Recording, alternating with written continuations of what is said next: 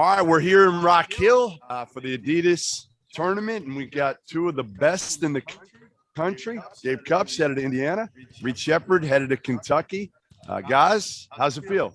Good. I appreciate you having us on here. It's good to be, Yes, sir. I appreciate be here.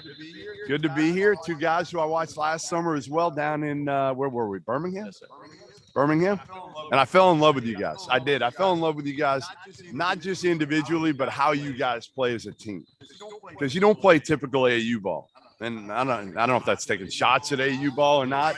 It might be, but you guys move the basketball. You play as a team, and it's fun to watch. And I think it starts with the two of you just moving the basketball, playing the right way. Reed, let's start with you a little bit here. And your decision about a year ago, a little less than a year ago, to go to Kentucky. You know, the pressure that was on you to go to Kentucky and the offer when it came your way from Calipari. I think some people weren't sure whether it was going to come your way. What was that like? Yeah, you know what? Some people would say it took a while for that offer to come. But, you know, when I finally got that offer, it wasn't like immediate, like I'm going to Kentucky. I still wanted to go to all these other schools and visit and talk to the coaches and play out the whole recruiting process and not just forget about everything and go to Kentucky. And then by the end of the recruiting process, when I knew it was time, the Kentucky part was like, you know, I'm from Kentucky. I live an hour from Kentucky. And, you know, the coaches, they felt like home being at Kentucky. And, you know, Coach Cal does a really good job of getting players where they need to go and being successful after college. How much was the dribble drive offense and how much was fitting into what he wants to run part of the conversations that you had there? You know, I think you have the rep as a shooter, right? But you can do a little stuff off the balance too. You got that in your locker. Yeah, just being able to do everything. You know, that's what part of what he said was just come in and just do what you do, and we're gonna play you into the offense how we play our offense. And, you know, that's what I'm looking forward to, is just getting down there and doing whatever he tells me to do and trying to listen and be the best player I can be. So what's it like playing with Gabe? I mean, a true point guard in the sense of the word, right? Just a guy who really throwback to me. That's what you are. I mean, even with the short shorts that you're wearing right now, you are a throwback in the sense of the word. What's it like awesome. playing with? You know, I think we first started playing together about like in 8th grade was the first time we ever played together. We've always played against each other, but being able to play with him, you know, he always brings the most energy to the game, and he's always a dog on the defensive end. And on the offensive end, he knows how to get you open, and he knows when to take his shots and when to screen and pass and cut, and he's a great talker. So it's been a blessing being able to play with him. Are we gonna make sure we got a Gabe Cupps Indiana jersey for this guy? Now, has he told you he's the biggest Indiana fan on the planet? Yeah, we can definitely get it done. He's gonna get Mike Woodson's name painted across his chest. You're gonna see him at the front row of the student section there cheering on. Are you ready for that? Yeah, that'll be sweet. I do got to win over the fan base. The fan base, they didn't love me for a little while. I think I can flip them a little bit. I think you were there when I was with my daughter a year ago visiting. I think you were on your visit too. What was it for you, again, that, you know, you had a lot of schools on you, you're from Ohio. What was it about Indiana that led you to choose the Hoosiers? Mostly it was just a basketball school. You know, my family has just been nothing but basketball. My dad's been a high school coach for over 20 years. So, you know, we've really known nothing else. And Indiana really felt like home, you know, kind of being around that same aspect. So I think Coach Woodson, his purpose for coming back to Indiana is really cool as well.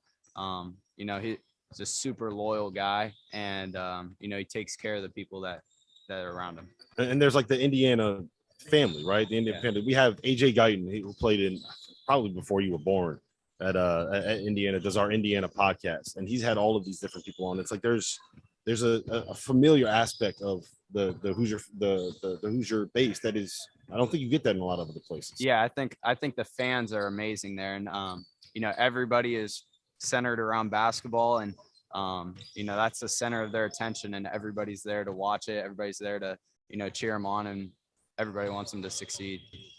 What's Indiana getting out of you? I know it's a year from now, but for those who haven't Reed, I want your scouting report of Gabe, and Gabe, I want your scouting report of Reed. That's good. All right, so go ahead. Go ahead. First, yeah. So, like, what is Indiana getting from him? And I also want you to be honest on this. what do you think each other need to do to improve before you get to college? Which one you want first? Go ahead. Yeah, you No, go no, on. like- Describe him first, strengths, Okay. and then like the one area that listen, you guys are smart enough to know what each other needs to do to get better in the next, whatever 8 months. Well, I think Indiana's getting a really good basketball player, a really smart player that's going to do everything he needs to do to help the team succeed. He's never going to backtalk the coaches, never going to get mad at the coaches when they yell at him or coach him. He's a very coachable player. And on the court and off the court, he's very vocal. And he's a goofy guy. He's going to be himself, always making everybody laugh. And then always, like in the basketball mind, he's going to make the team win. Like he's going to make Indiana win when he's out there on the court. Won 45 straight in high school, yeah, right? He's gonna make the right plays, and he's gonna make Indiana really good. And what's the one thing that he needs to do before he gets to school to be ready? I think overall, just like getting like stronger and getting like, and both of us like maturing before we go, and because like in college, the work ethic and all that is completely different than it is in high school ball, and just keep working on our overall game and just keep getting into the gym. Gabe, what do you got? Yeah, I mean, I think Kentucky's getting a really talented player that can score on all three levels.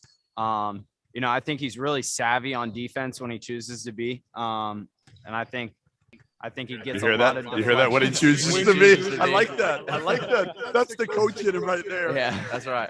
I mean, I think he gets a ton of deflections, a ton of steals. And I think, he's very athletic, and a lot of people don't know it until he just takes off on people. So They do now after yesterday. Yeah. They do now. Yeah, that was you dunked on a big time dude yesterday, didn't you? Yes, sir. And on Bay, was that as good a dunk as you've had lately? That's probably been the best one I've had in a couple months. Yeah. Yeah, I mean, people like your dad was known obviously as a big time athlete. I think with you, it's more deceptive, isn't it? Yeah, I think Dad. I don't want to say this, but I think Dad could jump a little higher than me. And No, I think we know that. I know that. I'm old enough to remember. yeah, he could jump pretty good.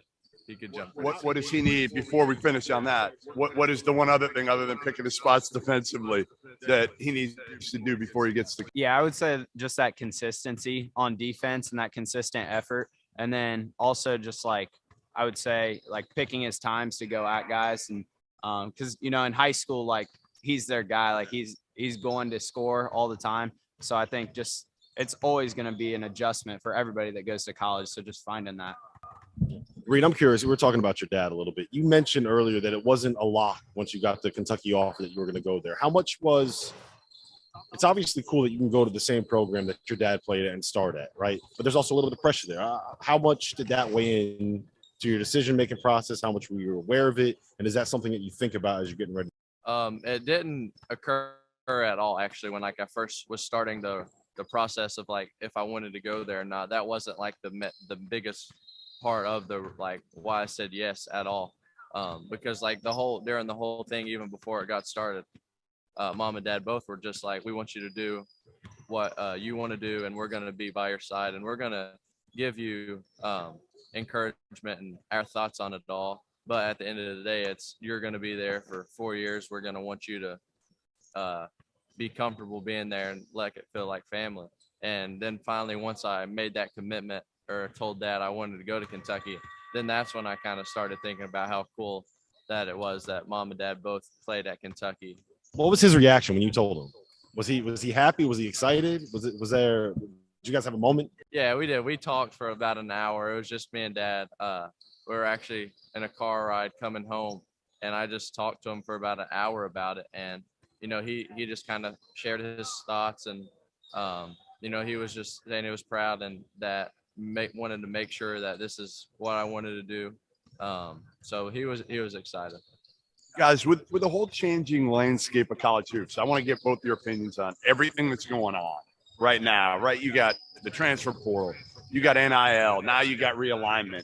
Like, what's it like for you as somebody who's going in, and I'm sure as both of you have followed college basketball pretty closely, especially with NIL. Like, what's your take on all this that's going on right now? I mean, I think NIL, I think players should be able to make the money off their name. You know, they've worked hard, and I think that's something they deserve to do. I just hope, you know, it doesn't take over the game. And I mean, basketball should be the focus. Winning should be the focus. You know, I don't want guys to just play the game for money. It's a lot deeper than that, and I think the game deserves better than that.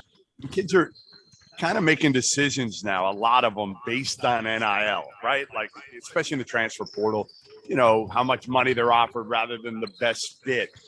Do you think, you know, have you talked to like teammates about that and things? And I know it's not supposed to happen with recruiting, with kids coming into college. I'm sure it is. But, you know, how much do you think that will change kids and how they make their decisions? I think it'll change it a lot. I think a lot of kids will go into a school looking to see how much money they can make, especially now that it's out there and all the college players are like posting about what they're getting. Like some of the Kentucky players got Porsches last year and all that, and that's what some people want. They want to go to college and automatically get money, get cars, get clothing, and so I think it'll be a big change in how kids look at colleges. But like Gabe said, I hope it doesn't take over and people just want to go to college and get that NIL instead of winning and playing college basketball. Clothing line yet? Anything? Nothing? Neither one of you? Nothing? You don't want to do the short shorts? I definitely will eventually. Yeah, you will. No doubt. Well, you guys are both in areas. I mean, obviously, you with your dad playing there, you've already got a name going there, and you're in Bloomington where, like you said, it's all about hoops. So those are two places that if you play well, and that's the biggest thing. I think it's if you earn it. That, you know, like for guys coming in, I don't think really you should be paid coming in because I don't think you've earned it. You know, yeah, you've earned it here. It's so different though. Yeah. And it's based on what? A ranking, you know, and how accurate are I never did rankings, so you can't yell at me for that. Thank God I stayed out of that deal. But it's true. Like, how much you guys even pay attention? You're I don't know what you're ranked. Do you know what you're ranked right now? At all? You know what you're ranked? I have no idea. Like, how do you not pay attention to it? I guess is the biggest thing. How do you stay focused and not pay attention? Some guys use it as motivation. Yeah, I mean, I have an inner desire to try to be the best player that I can be, and rankings don't justify that, and you know, don't push me to work harder. And my dad has always told me that those are just opinions, and you know, like everything else in the world, it's just an opinion. So just got to stay focused on trying to become the best me. Yeah, same thing. Like you said, parents just saying, don't worry about any of the rankings. They're all just whatever people think, and none of it matters. Just stay in the gym and do what you know you can do. When Cal did recruit you, what did he say your role? It's early, obviously. You're still a year away from going there, so it's a little bit different. But what did he say how he envisioned you playing in that system? Well, his first thing he said to me was, he said he just wanted me to have fun. He said this next year is going to be crazy of high school basketball. He said, you're in Kentucky. All the fans are going to come already and see you. He said, so really just have fun your last year. And we haven't talked a lot about the college, like what I'm going to do yet, but he just said he wants me to just have fun and enjoy the process of it all. And then when next high school season gets over, we'll come up and sit down and start talking mainly about it. Tyrese Maxey, Devin Booker, Tyler Hero. I'm sure I'm missing more guys. Ty. You have a lot of guys. You're not the exact same player as them, but none of them are the exact same player. You have all these Kentucky guards that come in, that can score, that can play off the bounce. They go to the NBA, that have a great deal of success. That play a role in your thought process? Yeah, it does. Like I said earlier, you know, knowing like what Coach Cal and the Kentucky staff can do to get you to the next level, whether that's the NBA or overseas, and they know so many people, and they're going to continue to get you better no matter what. If you're there and you just listen to them and do what they say, you're going to improve your overall game.